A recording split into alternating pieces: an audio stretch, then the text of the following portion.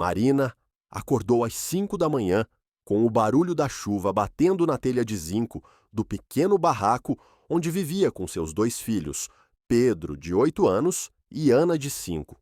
O frio de junho cortava através das frestas das paredes mal rebocadas, e ela puxou o cobertor surrado até o queixo, tentando ganhar mais alguns minutos de calor antes de enfrentar outro dia difícil. Fazia 3 meses que havia perdido o emprego na fábrica de costura.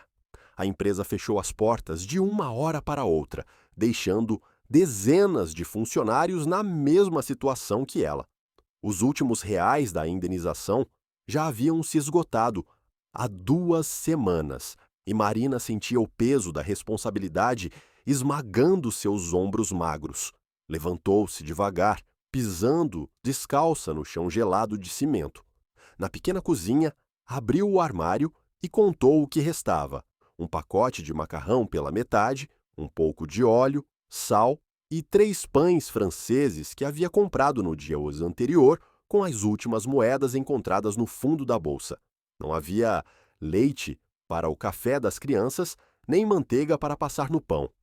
Pedro apareceu na porta da cozinha, esfregando os olhos sonolentos.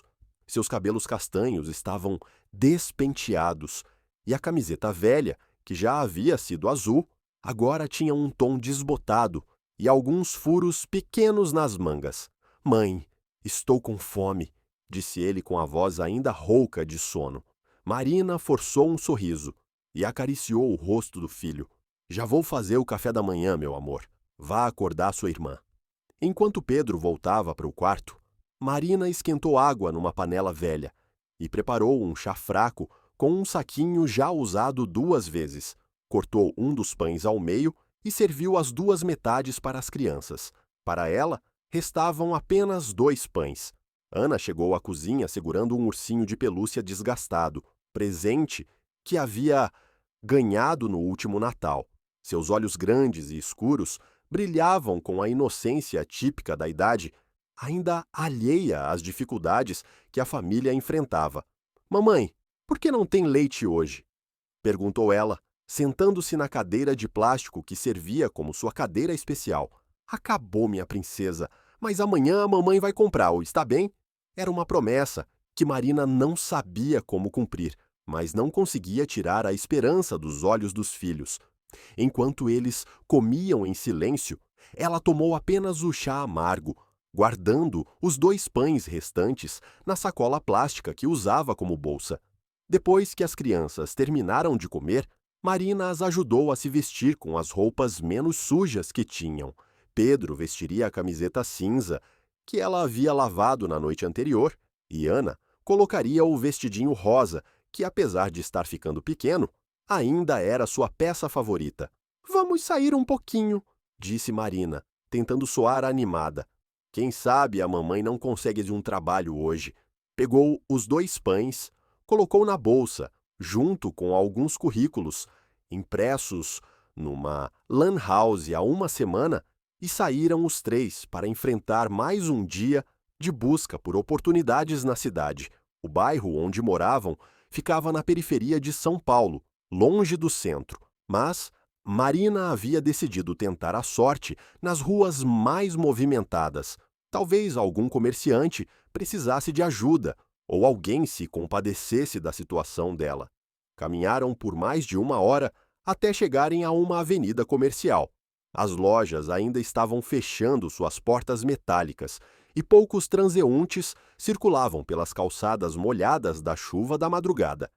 Pedro e Ana caminhavam ao lado da mãe, suas mãozinhas pequenas, segurando firmemente as dela. Marina começou a bater nas portas, sempre educada, sempre esperançosa. No primeiro estabelecimento, uma padaria, o dono nem a deixou terminar de falar. "Não preciso de ninguém. E olha, não aceito pedintes aqui na frente da minha loja", disse ele, já fechando a porta.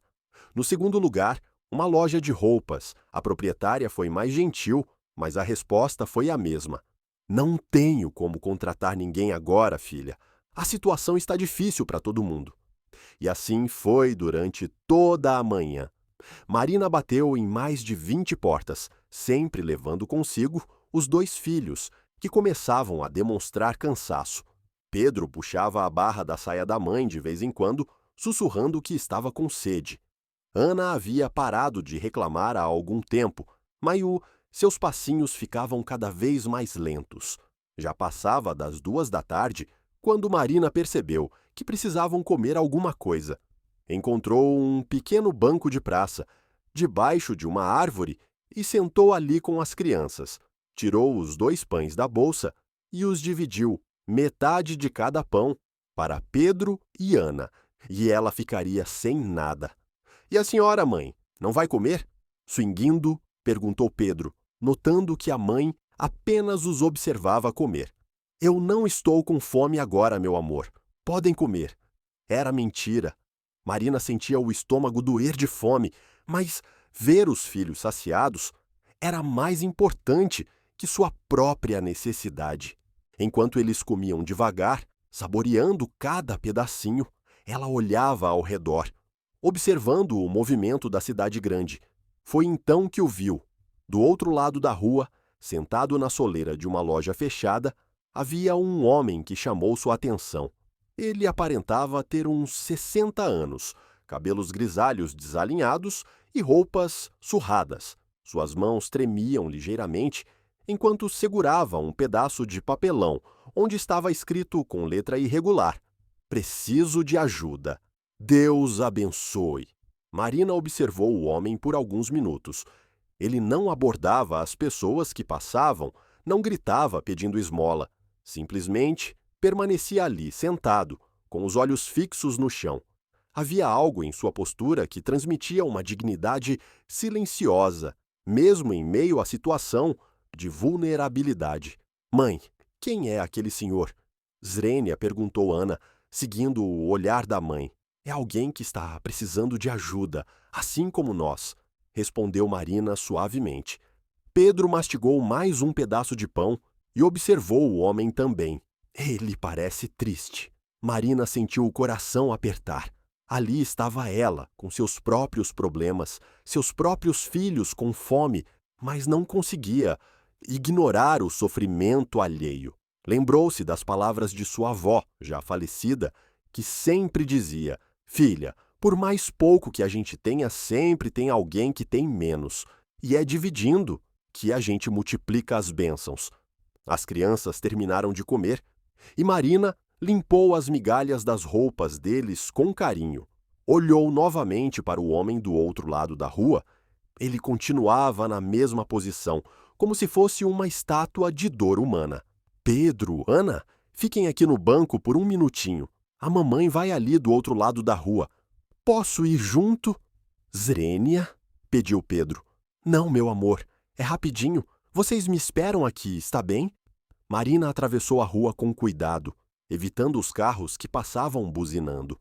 Quando chegou perto do homem, ele levantou os olhos pela primeira vez. Eram olhos de um azul profundo, que contrastavam com a aparência envelhecida do rosto. Havia algo naqueles olhos que era difícil de descrever. Uma mistura de sabedoria e bondade, que fez Marina sentir uma estranha paz. "Com licença", disse ela, a voz quase um sussurro. O homem a olhou sem dizer nada, aguardando. Marina hesitou por um momento. Sabia que o que estava prestes a fazer poderia parecer loucura. Ela mesma não tinha certeza de onde viria a próxima refeição para seus filhos, mas algo mais forte que a razão a impelia a agir. Abriu a bolsa e tirou o último pão que havia guardado. Era um pão francês simples, nada extraordinário, mas representava a única comida que lhe restava. Eu gostaria de lhe dar isso", disse ela, estendendo o pão para o homem. "Sei que não é muito, mas..." O homem olhou para o pão, depois para o rosto de Marina, e seus olhos azuis pareceram brilhar com uma luz própria. Lentamente, ele estendeu as mãos e aceitou a oferenda. "Obrigado", disse ele, e sua voz tinha um timbre diferente do que Marina esperava. Era uma voz suave, quase musical. "Você tem filhos pequenos, não tem?" Marina assentiu, surpresa com a pergunta. Sim, 2, estão ali do outro lado da rua. O homem sorriu, e aquele sorriso transformou completamente seu rosto. As rugas pareceram se suavizar, e por um momento Marina teve a impressão de estar olhando para alguém muito mais jovem. E você deu seu último pão para mim. Não era uma pergunta, era uma constatação. Marina sentiu o rosto corar. Como o senhor sabe que... Porque reconheço o amor verdadeiro quando o vejo, respondeu ele, partindo o pão ao meio, e o amor verdadeiro sempre se sacrifica pelo outro. Estendeu metade do pão de volta para Marina. Vamos dividir. Não, não precisa. Eu queria que o senhor ficasse com tudo. Insisto, disse o homem, com um sorriso ainda mais caloroso. A partilha multiplica a bênção. Marina aceitou a metade do pão, tocada pela gentileza do desconhecido. Enquanto eles comiam em silêncio, ela sentia uma estranha sensação de paz, como se todos os seus problemas tivessem diminuído de importância momentaneamente. Como é seu nome? Zrenia perguntou ela. Gabriel, respondeu ele. E o seu? Marina. Marina, repetiu ele, como se estivesse saboreando o nome. Um nome bonito. Significa do mar, não é? Águas que trazem vida nova. Marina ficou impressionada com o conhecimento do homem. O senhor sabe muito sobre nomes. Gabriel sorriu misteriosamente. Sei um pouco sobre muitas coisas. Eles terminaram de comer e Marina se preparou para se despedir. Precisava voltar para os filhos, que provavelmente já estavam impacientes, esperando do outro lado da rua. Preciso ir, disse ela. Meus filhos estão me esperando. Claro, disse Gabriel, levantando-se. Quando ficou de pé, Marina notou que ele era mais alto do que imaginava e havia uma estranha dignidade em seus movimentos, como se carregar aquelas roupas surradas fosse apenas um disfarce temporário. Marina, disse ele colocando suavemente a mão no ombro dela, sua bondade não passará despercebida. Às vezes, quando fazemos o bem sem esperar nada em troca, o universo conspira para nos recompensar de formas que nem imaginamos. Ela o olhou, confusa com a profundidade daquelas palavras vindas de um morador de rua. Obrigada, Sr. Gabriel. Até breve, disse ele. E havia algo em seu tom que sugeria que aquela despedida não seria definitiva. Marina atravessou a rua de volta para junto dos filhos. Quando se virou para acenar um último adeus, Gabriel não estava mais lá. Ela olhou para os lados, confusa, mas o homem havia simplesmente desaparecido. Mãe, onde estava? Zrenia perguntou Pedro, conversando com aquele senhor que estava pedindo ajuda. Que senhor? Component Placement? Perguntou Ana, olhando para o local onde Gabriel estivera sentado. Marina apontou para a soleira da loja, mas o espaço estava vazio. Nem mesmo o pedaço de papelão com o pedido de ajuda estava lá.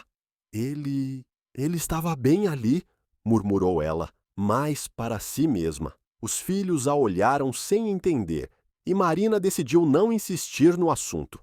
Talvez o homem tivesse simplesmente ido embora muito rapidamente. O resto da tarde foi dedicado a mais tentativas de conseguir trabalho. Marina bateu em outras portas, deixou currículos, mas as respostas continuavam sendo negativas. Quando o sol começou a se pôr, ela decidiu que era hora de voltar para casa. Durante o caminho de volta, que durou quase 2 horas a pé, Marina pensava no encontro com Gabriel. Havia algo inexplicável naquele homem, algo que a fazia sentir que o encontro havia sido mais do que uma coincidência casual. Chegaram em casa quando já estava escuro. Marina acendeu a luz do barraco e começou a preparar o jantar com o pouco que restava, o macarrão e um pouco de óleo. Não haveria muito sabor, mas seria suficiente para matar a fome das crianças. Enquanto a água fervia no fogão, de 2 bocas, alguém bateu na porta. Marina estranhou, pois era raro receberem visitas, especialmente àquela hora. Abriu a porta e se deparou com uma mulher bem vestida, de meia idade, segurando uma prancheta. Boa noite. A senhora é Marina Santos? Sou, sim. Em que posso ajudá-la? A mulher sorriu. Meu nome é Cláudia. Sou gerente de recursos humanos da empresa Têxtil Esperança. Recebemos seu currículo e gostaríamos de conversar com a senhora sobre uma vaga. Marina ficou boquiaberta. Mas eu não deixei meu currículo em nenhuma empresa com esse nome. Ah, foi uma indicação, explicou Cláudia. Um senhor de cabelos grisalhos passou em nosso escritório hoje à tarde e disse que conhecia uma excelente costureira que estava precisando de trabalho. Ele nos deu seu nome e endereço. O coração de Marina disparou. Cabelos grisalhos. Seria possível? Esse senhor... Ele disse o nome dele? Disse sim. Gabriel, se não me engano, falou muito bem da senhora, disse que era uma pessoa de caráter excepcional. Marina sentiu as pernas fraquejarem. Gabriel! A senhora o conhece? Eu encontrei com ele hoje. Cláudia consultou a prancheta. Bem, independentemente de como chegou até nós a indicação, estamos interessados em conversar com a senhora. Seria possível marcarmos uma entrevista para amanhã de manhã? Marina mal conseguia acreditar no que estava ouvindo. Claro que sim. Elas marcaram o horário e Cláudia explicou que a empresa estava expandindo e precisava de costureiras experientes. O salário seria justo. Haveria vale-refeição e transporte, além de assistência médica para a funcionária e dependentes. Depois que a mulher foi embora, Marina ficou parada na porta por vários minutos, tentando processar o que havia acontecido. Pedro e Ana vieram perguntar quem era a visita. Era uma senhora oferecendo trabalho para a mamãe, disse Marina, ainda em estado de choque. É verdade, mãe? Você vai trabalhar? Zrênia perguntou Pedro animado. Parece que sim, meu amor. Parece que sim. Naquela noite, Marina mal conseguiu dormir. Ficou pensando em Gabriel, no encontro inexplicável, na forma como ele havia desaparecido, e agora nessa oportunidade de trabalho que havia surgido do nada. Na manhã seguinte, ela acordou cedo, tomou banho com o pouco de sabonete que restava e vestiu sua melhor roupa para a entrevista. Deixou as crianças com a vizinha Dona Conceição, que se ofereceu para cuidar delas.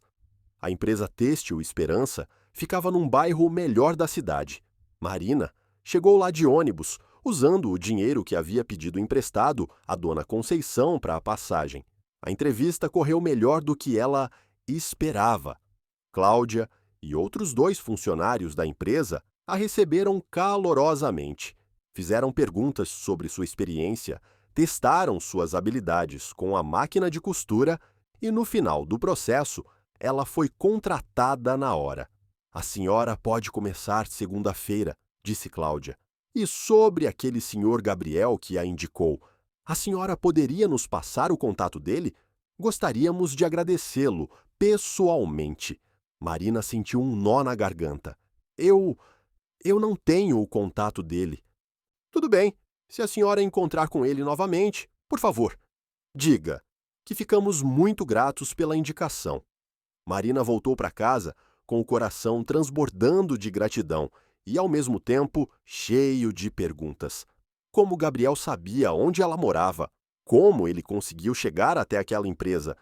E por que havia desaparecido de forma tão misteriosa? Durante as semanas seguintes, sua vida mudou completamente. O trabalho na Têxtil Esperança era bom. Os colegas eram amigáveis e, pela primeira vez em meses, Marina conseguia comprar comida suficiente para os filhos. Pedro e Ana voltaram a ter leite no café da manhã, frutas no lanche e roupas limpas todos os dias. Mas Marina não conseguia esquecer Gabriel. Sempre que passava pela rua, onde o havia encontrado, procurava por ele, mas nunca mais o viu. Perguntou para outros moradores de rua da região, mas ninguém conhecia nenhum Gabriel com aquela descrição. Um mês depois do início do trabalho, Marina recebeu uma promoção inesperada. Cláudia a chamou em sua sala. Marina, Estamos muito satisfeitos com seu desempenho. Gostaríamos de oferecê-la o cargo de supervisora do setor de costura. Significa mais responsabilidade, mas também um salário melhor. Marina aceitou, emocionada. Com o aumento, ela conseguiria até mesmo economizar um pouco de dinheiro todos os meses. Mas as surpresas não pararam por aí. Uma semana depois, Dona Conceição bateu em sua porta com uma expressão estranha no rosto. Marina, chegou uma carta para você. O carteiro disse que era urgente. Marina abriu o envelope com curiosidade. Dentro havia um papel timbrado de um escritório de advocacia do centro da cidade. A carta explicava que Marina havia sido beneficiária de uma doação anônima. Alguém havia depositado dinheiro suficiente para que ela pudesse dar entrada numa casa própria em um bairro melhor, onde Pedro e Ana poderiam estudar em escolas de qualidade. Isso é algum engano, disse Marina para Dona Conceição. Ninguém me conhece o suficiente para fazer uma doação assim. Mas quando ligou para o escritório de advocacia, confirmaram que não havia erro. A doação era real e o doador havia especificamente pedido que o dinheiro fosse destinado a Marina Santos, mãe de Pedro e Ana, mulher de coração generoso. O doador deixou algum nome? Alguma forma de contato? Zrênia perguntou Marina. Apenas uma assinatura, respondeu o advogado. Gabriel, nenhum sobrenome. Marina sentiu um arrepio percorrer seu corpo inteiro. Gabriel novamente. 2 meses depois, ela e as crianças se mudaram para uma casa simples, mas confortável, com 2 quartos, uma sala e uma cozinha equipada. Pedro e Ana estavam matriculados numa escola pública de boa qualidade e Marina havia conseguido comprar móveis básicos, mas dignos para o novo lar. Na primeira noite na casa nova, depois que as crianças dormiram, Marina sentou-se na varanda e olhou para as estrelas. Sentia uma profunda gratidão, mas também uma curiosidade que a consumia. Gabriel, sussurrou para o Chinoite. Quem é você? Uma brisa suave passou por ela, trazendo um aroma de flores que não conseguia identificar. Por um momento teve a sensação de que alguém estava ali, presente, mas invisível, compartilhando aquele momento de paz com ela. Nos meses que se seguiram, a vida de Marina continuou melhorando de formas inexplicáveis. Na empresa, ela recebeu mais uma promoção, tornando-se gerente assistente. Pedro começou a se destacar na escola, especialmente em matemática, e Ana descobriu um talento natural para o desenho.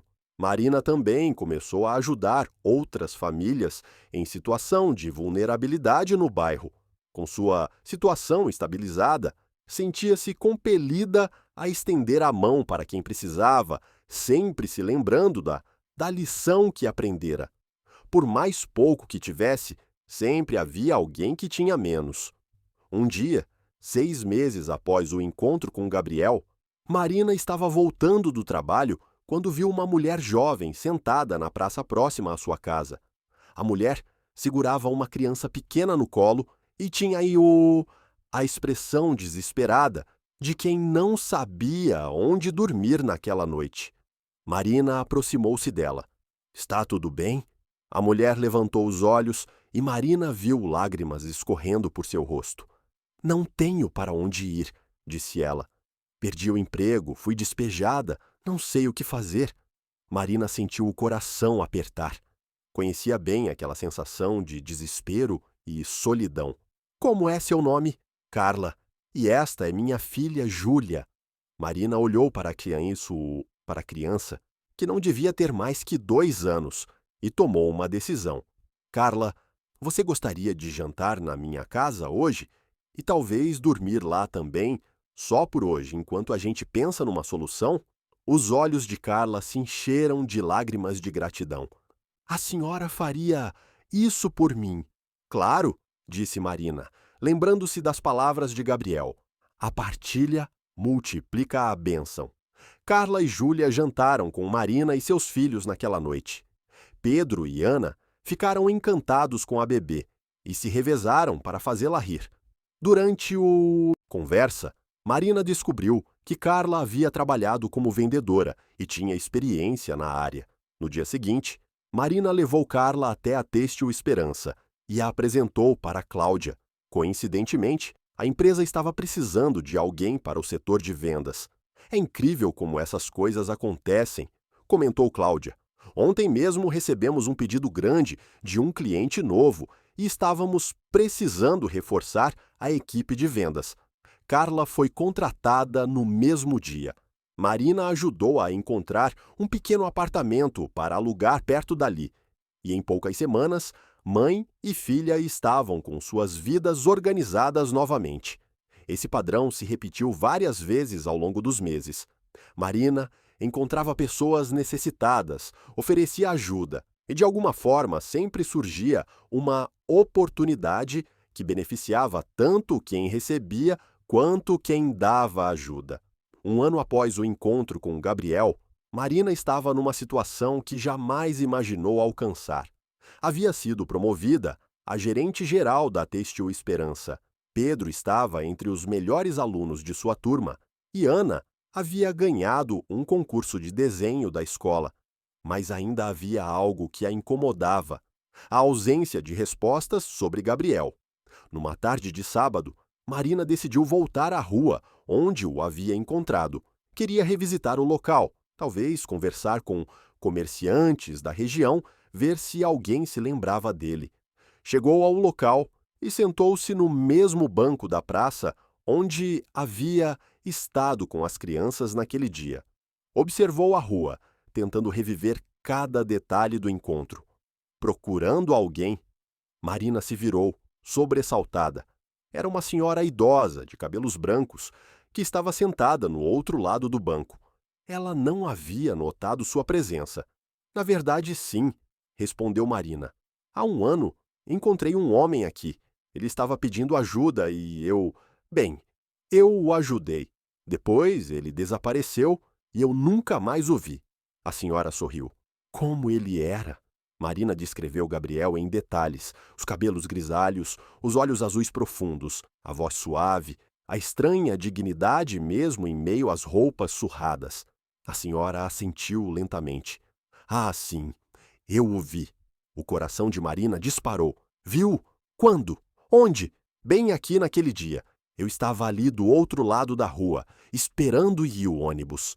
A senhora apontou para o ponto de ônibus. Vi quando você atravessou a rua para falar com ele. Vi quando vocês dividiram o pão.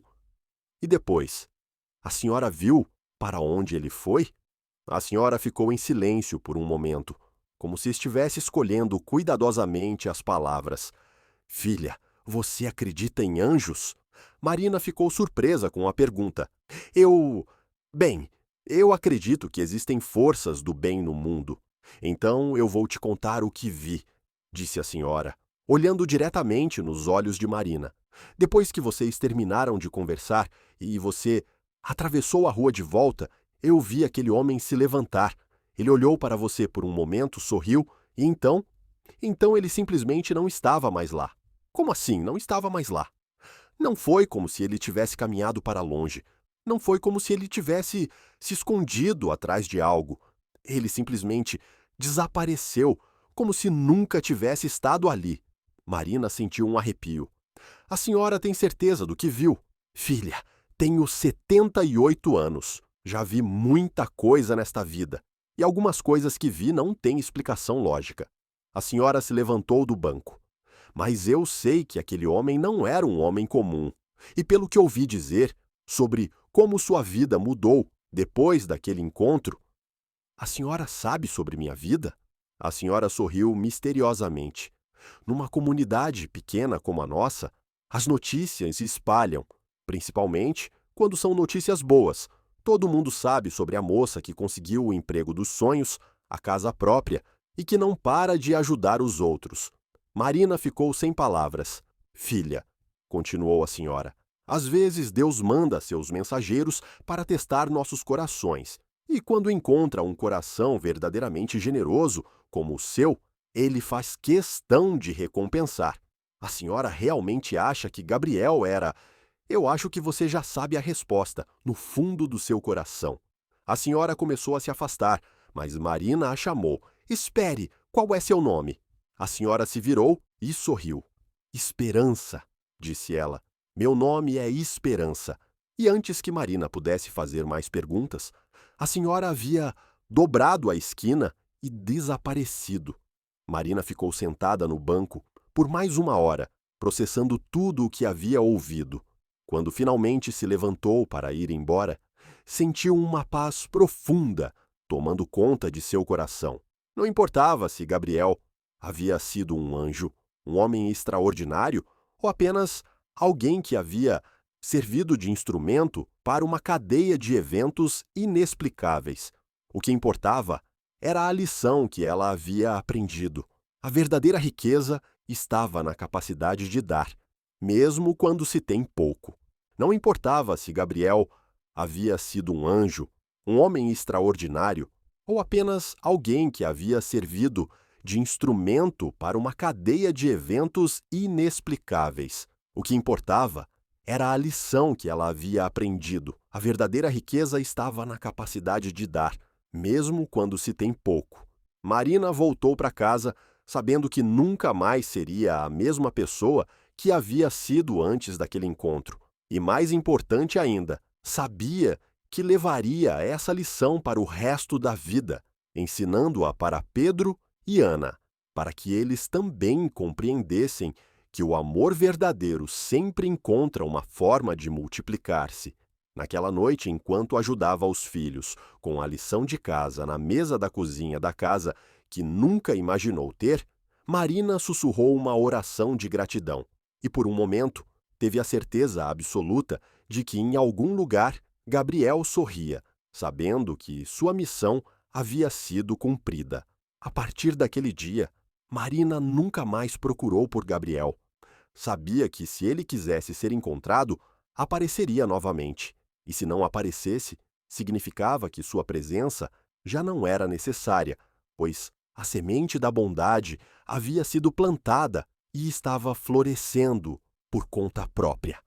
Anos depois, quando Pedro e Ana já eram adultos e tinham suas próprias famílias, Marina continuava contando a história do homem misterioso que havia mudado suas vidas e sempre terminava a história com as mesmas palavras. Às vezes, os anjos não têm asas. Às vezes, eles aparecem como pessoas simples, testando se somos capazes de enxergar a necessidade do outro, mesmo quando nós mesmos estamos necessitados. E quando passamos nesse teste, descobrimos que dar é a forma mais poderosa de